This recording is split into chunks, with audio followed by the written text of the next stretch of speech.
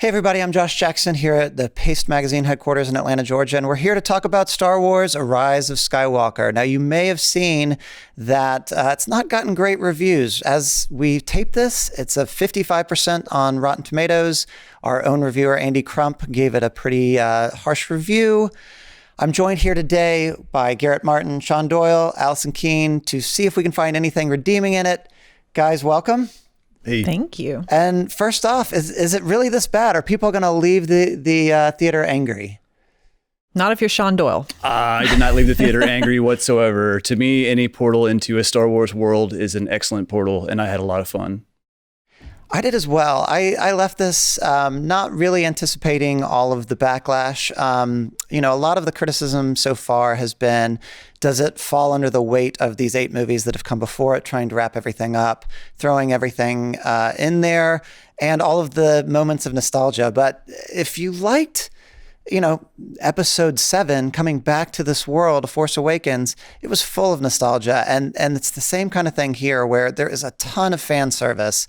If you're a fan, you might not find that as a terrible thing. I think it depends on what you're coming into the movie to see, right? So if you liked Last Jedi, if you liked that Rian Johnson sort of pushed the boundaries and he sort of mixed things up with the franchise a little bit and maybe even the lore, J.J. Abrams totally pulled all that back and was very much we're going to give the fans exactly what they want, which your mileage may vary on whether that's what you personally want. But yeah, as far as like the member berries go, yeah, it was all in. But if it's something that's going to tie this up by sort of saying this is going to be a new era coming, I don't think it succeeded in that. Yeah.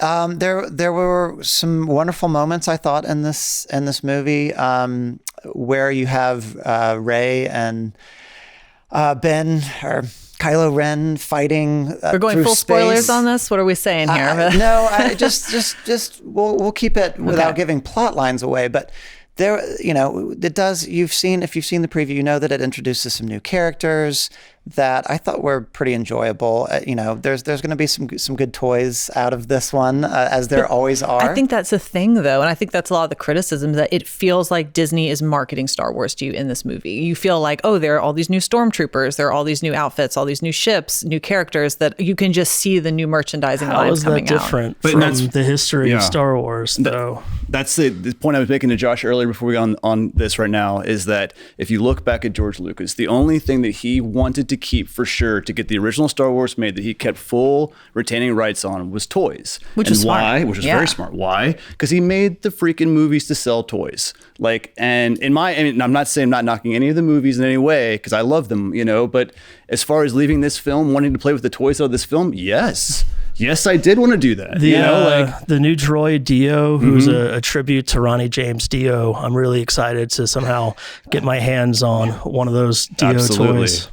Absolutely. So it is. I mean, this is a Star Wars. I mean, and that's kind of, if that's what you're banking on this from. I think with the last movie, The Last Jedi, it did take you different places, but it also kind of dragged in places. There were parts of it I didn't like.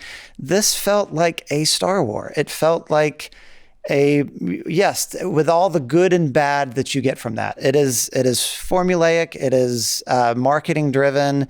It is cute. There's adorable moments in it. It's got its little comic relief, new worlds. If that's all you're expecting from it, I think you'll leave satisfied. If you're expecting a new artful twist on storytelling, there's plenty of great movies on our year-end list that you're going to enjoy more. I think the biggest criticism that I've seen is just that it played it so safe. One of the critics said that there was nothing in there that wasn't pre-chewed, quote unquote, that felt like, because remember too, there's so much backlash against Rian Johnson after Last Jedi, and then Colin Trevorrow was actually supposed to do this installment and butted heads with Kathleen Kennedy. And so this is kind of like J.J. Abrams was really brought in to very specifically kind of wrap things up in a way that would satisfy the fandom. Obviously, the fans are never always going to be 100% satisfied, but it was something that, I think we can even see here that most people felt like, yeah, it did what it needed to do. Well, which again, it's funny when you look particularly at Rotten Tomatoes. If you look at the last 2 movies, got over 90%